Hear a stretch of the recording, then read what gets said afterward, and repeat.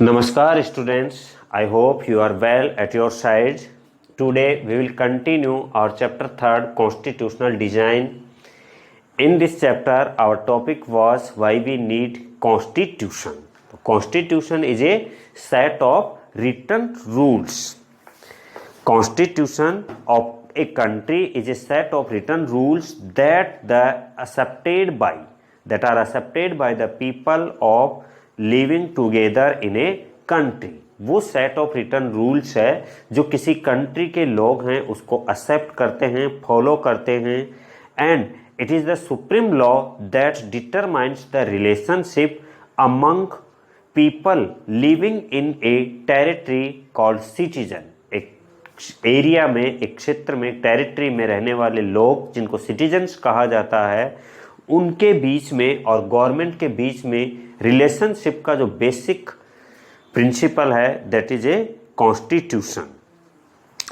Constitution जिसे हिंदी में हम संविधान कहते हैं, यह उस देश की राजनीतिक व्यवस्था जिसके अंतर्गत लोग शासित होते हैं, रूल्ड होते हैं, के मूलभूत ढांचे को स्पष्ट करता है कि वहाँ की सरकार किस तरह की है, कैसी वहाँ सरकार है।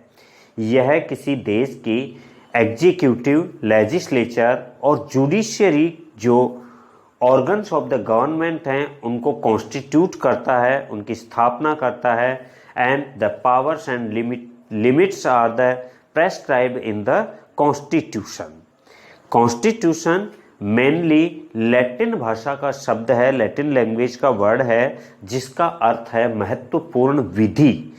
तो संविधान लिखित अथवा अलिखित नियमों का वह संग्रह है, रिटन और ओरल रूल्स का वह सेट है जिससे किसी देश का शासन चलाया जाता है। Any country is ruled by that rules और principles.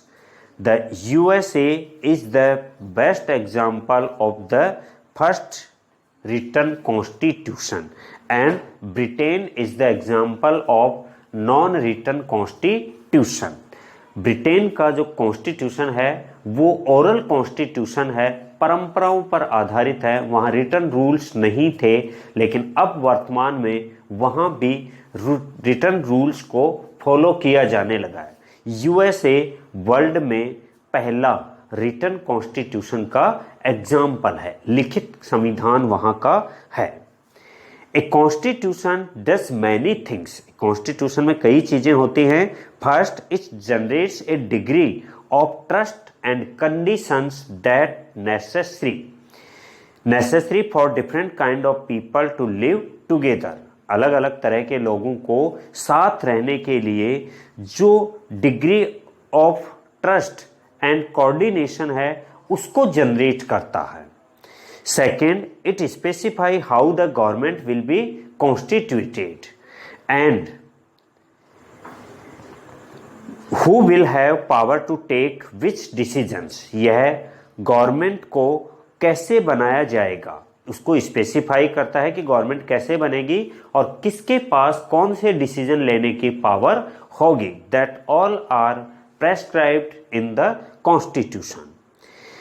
Third, it lays down limits on the powers of the government and tells us what the rights of the citizens are।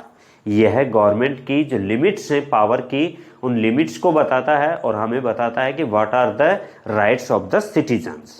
Fourth, it expresses the aspirations of the people about creating a good society। All countries that have constitution are not necessarily democratic। वे सभी country जहां पर constitution है जरूरी नहीं है कि वहां पर डेमोक्रेसी हो ही, वो डेमोक्रेटिक कंट्री हो ही। But all countries that are democratic, लेकिन वे सभी कंट्री जहां पर democracy form of the government है और वो कंट्री डेमोक्रेटिक कंट्री हैं, वहां पर have constitution, will have constitution. तो ये जरूरी नहीं है कि जहां कॉन्स्टिट्यूशन हो उस कंट्री में डेमोक्रेसी होगी ही, बट ये कंपलसरी है, यह अनिवार्य है कि जहां पर डेमोक्रेसी है वहां पर तो कॉन्स्टिट्यूशन होगा ही।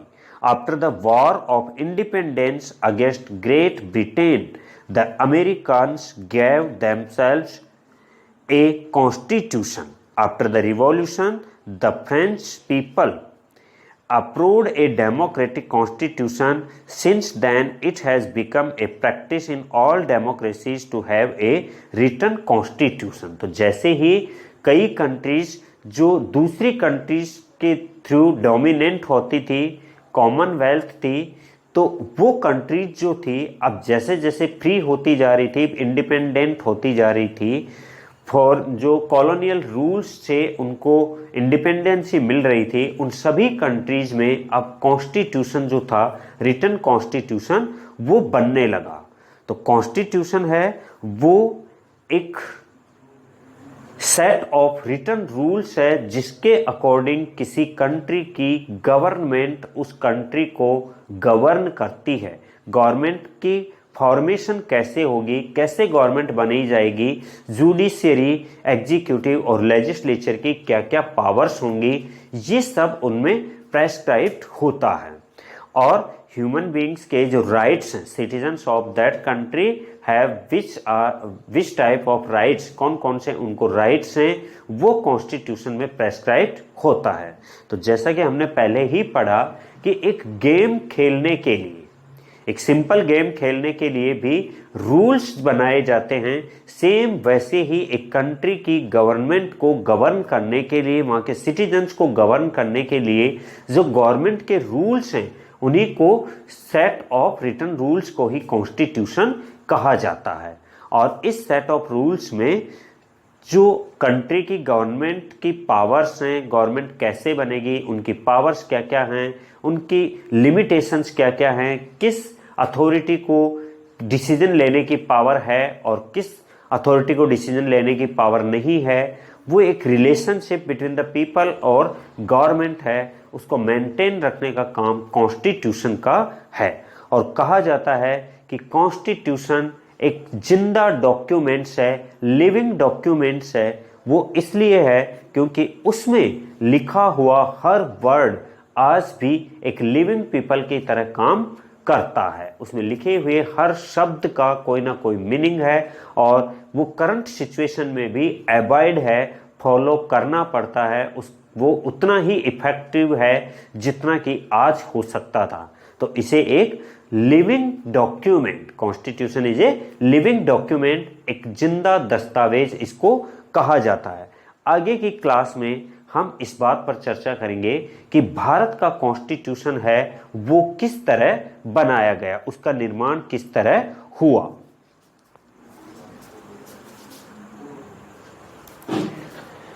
कॉन्स्टिट्यूशन ऑफ इंडिया, भारत का संविधान, जिसमें आर्टिकल को अनुच्छेद बोलते हैं, आर्टिकल 395 है।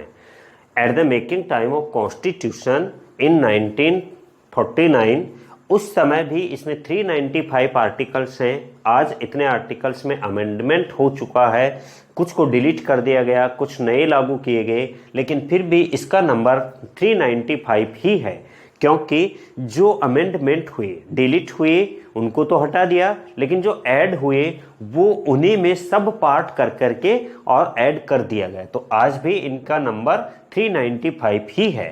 चैप्टर्स और पार्ट, जो कॉन्स्टिट्यूशन ऑफ इंडिया है वो 22 चैप्टर्स में, 22 पार्ट्स में डिवाइड है।